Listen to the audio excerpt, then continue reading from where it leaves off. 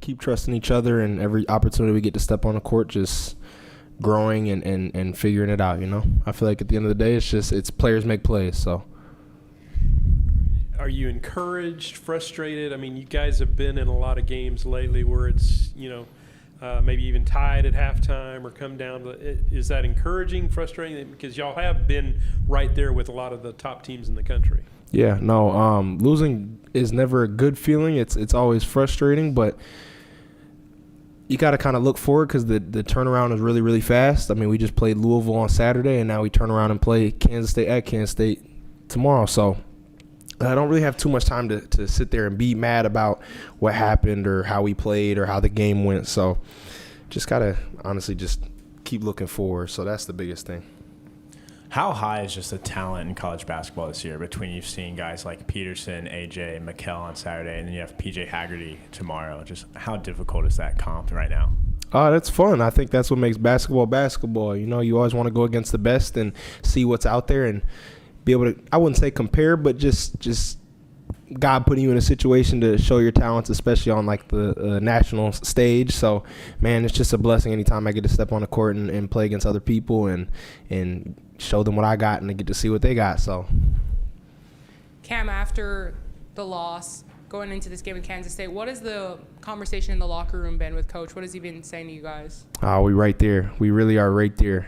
Just taking that extra step, whatever it is, to just finish the season strong, finish Big 12 play strong, and put us in the best situation going on after Big 12 play. So I'm telling you, trying to stay looking forward. Don't dwell too much on the past and how much, and don't let that let it carry over. So, for you, how do you approach a tough shooting game like you had the other day? Like, does it add a lot of fuel for the next game to just try to, or do you just have to kind of let the game come to you?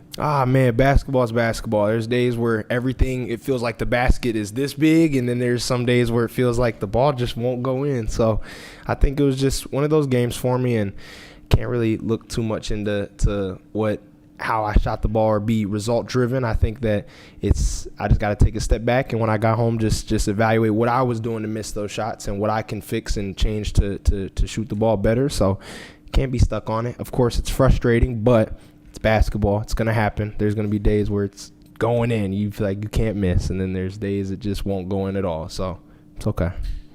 The injury bug, it kind of made its way down here this season. You've had some guys out. Now at the kind of last stretch of the season, how's that changed your load with these last couple games here? Like I said, they asked me the same thing. Man, you played 40 minutes. Blah, blah, blah. I'm like, hey, I'm young, so I think I should be able to play 40 minutes. But honestly, I can't really speak too much on it. It's been a little challenging. Of course, you always want to step on the court with your friends, and you never want to see them hurt, and so that's always the challenging piece. But I always just try to put into perspective that 365 days ago, my questions were different than where they're at now. So just trying to keep it that and realize where I'm at 365 days from. Yeah, so. Cam, along the lines of bouncing back, is it good? I mean, are you glad you got a game pretty quick coming up on Tuesday night? Yeah, no, that's great. I'm excited, especially because I lived in Manhattan, Kansas for about 7 years, so this will be like a home game for me. My sister played at Kansas State. My pops coached there, and so it'll be good to step back in some land that I know a little bit and hopefully go up there and beat them. So, yeah. Despite all the struggles this year, how have you seen your game grow, maybe personally? I think that I just got to give credit to Coach Drew. I feel like I don't give him enough credit for the situation and the man he's helped me become now. He just helps me grow in all facets of the game, especially off the court. I feel like I had to take steps in becoming more of a man. I feel like there was areas where I could be like, oh, I'm this, that, and the other, but then there was areas that I lacked, and so he just kind of just had to sit down and have a real conversation with me and tell me where I'm at, and then I feel like it's all put it together, and it's helped me on the court as well. I feel like mature-wise, I feel like I've matured in a lot of ways. I'm still lacking some areas, still growing, but I just got to give credit to Coach Drew, man. He's really helped me grow on the court and off the court as a man, and so I'm thankful for that. What was your sister's highest scoring game at K-State? Ooh. I don't know. I think she had a 30-point game at K-State. I can't remember. You think you could beat that tomorrow? That would be pretty fun. That would be pretty cool if I did do that. Then the conversations in the house are a lot different. She's not going to be, oh, I was this. I'll be like, oh, well, I did this, you know. But, yeah, no, it'll be exciting to go back home. So, Anything else? Perfect. thank you, guys.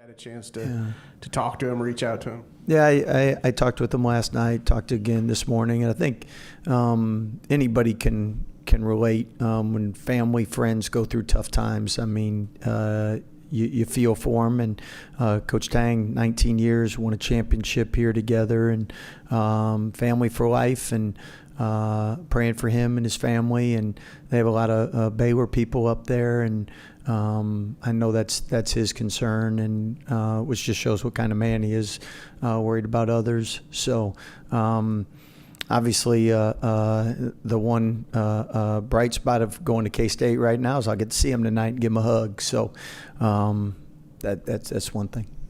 Yeah, just the timing of it, Scott. Just I don't know if it's good, bad, whatever, and then also I guess facing Matt Driscoll. Yeah, well, just on I think most coaches would always tell you that we always prefer to finish the season.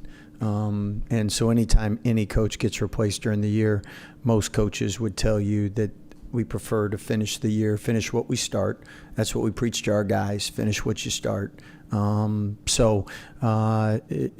up there now, I mean, this didn't catch God by surprise. He had Coach Driscoll with him for a reason, because Coach Driscoll's been through a lot, experienced a lot, and I'm sure he's doing a great job comforting him, team, the guys, and everybody. And same time, like I said, we get to see him. As far as the game goes, I mean, both teams want to win, and we're blessed to be able to play a game. Excited to play another game. We've played some close games, and we feel like we're getting better, and hopefully we can get over the hump at some point here. Obi's reaching what's most likely going to be the end of his college career. Say that again? Obi's reaching what's most likely going to be the end of his college career. How's he been an off-the-court and locker room leader for you guys just from that veteran role this season? So I think with all our guys, our staff would tell you that this has been really a fun group to coach. From the standpoint, they've been really coachable. They've tried to do what we've asked. Spiritually, one thing is I think most people in life can relate. Everyone goes through storms. That's normally when you grow the most. So spiritually, I think all of us have. It's been a great year spiritually, growing closer to God, and I think everybody hopefully leaves with life lessons that help them persevere through good times, bad times, and at the same time, we all want to finish in a way that can make everybody proud. So we're working as hard as we can to do that. You lost one on your staff earlier this year. Mm-hmm. Would you consider bringing Coach Tang back next year? Yeah, right now my only heart is for him and the staff there. But I mean, Coach Tang obviously he knows his way around Waco pretty well. What do you see from this K-State team? Just Yeah, it's a team, and first of all, everybody in the Big 12 is capable of beating anybody on any given night, and they, like us, have had a lot of close losses. They're coming off a game at Houston where they held Houston to 15 points, I think 13 minutes into the game. And that's hard to do. First, I think 8 minutes, they held them to 3 points. TCU, they were up 18, 19, up 10 with 5 to go, up 1 with 20 seconds to go. I mean, TCU beat us twice. They beat Florida, Wisconsin. I mean, so my point to all that being said is they've lost a number of close games. I think one thing you'll probably find is teams that probably have had some injuries, and I think the teams that don't have as good a years probably have more than most. That's a general theme, and I think they've had a lot of injuries as well.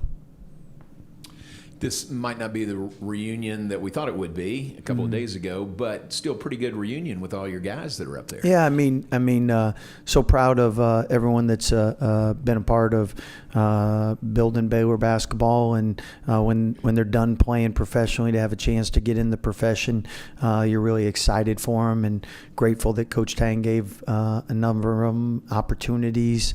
And at the end of the day, it's always great seeing family. I think we all agree. Holidays, seeing loved ones is always a great thing. You've had a handful of guys go down with injuries this season, and that's kind of been a theme the past couple of years. Do you have any answer to why the injury bug seems to keep finding its way to Waco? It's a great question. I do think a couple things. One, Sports Illustrated did this study, I don't know how many years ago, 7, 8, you can Google and find out, but players are so sport specific nowadays. They grow up one sport year around. The wear and tear on muscles, actually they predicted there'd be more injuries in sports versus when you grew up back in our day. You played 3, 4, 5 different sports. You didn't have AAU, you didn't have summertime, you didn't have workouts, all that. So I don't know if that's contributed to it. I think part of it's medical technology. I mean,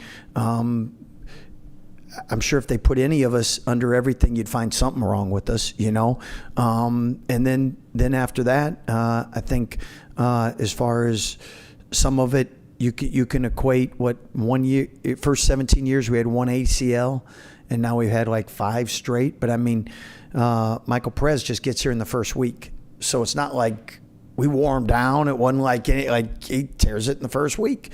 Bodo gets injured before he gets here.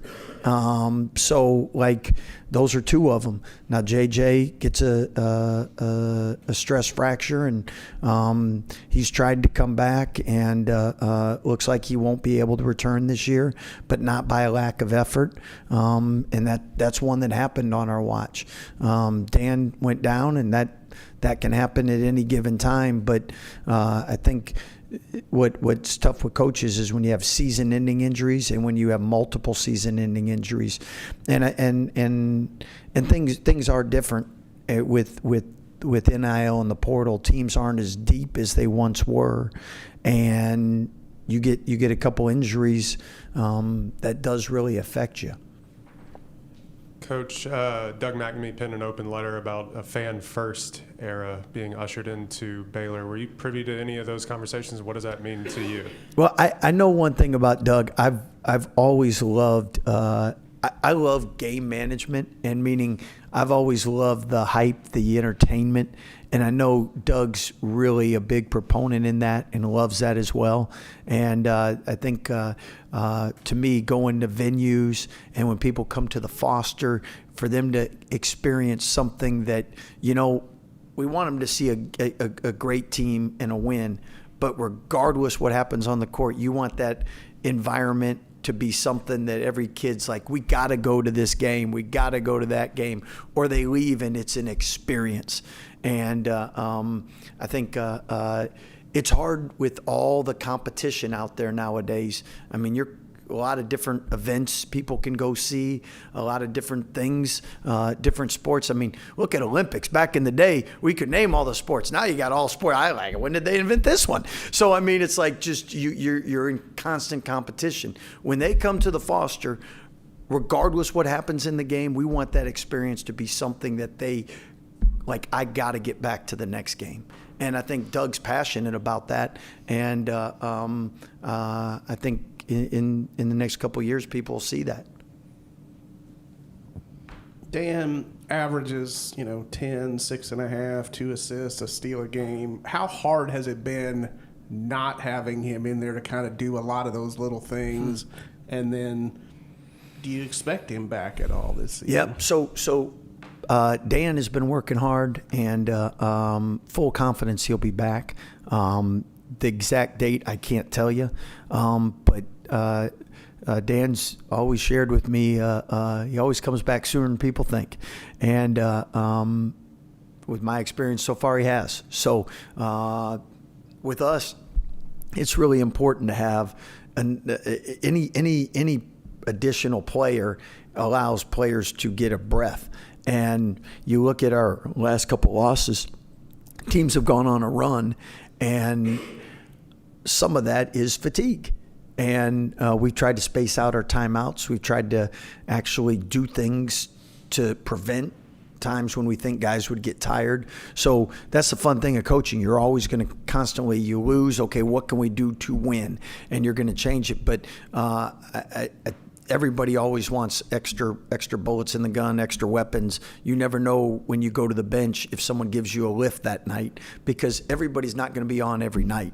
So the more players that you have that give you that opportunity, and we all know that 32 good minutes is a lot better than 40 with 8 fatigue minutes that lead to turnovers. Don't get back transition defense, maybe not in a stance. We always say fatigue makes cowards of us all. Like, it does have an effect. And this game today is played at a pace that you can look at all the analytics is a lot different than it ever was.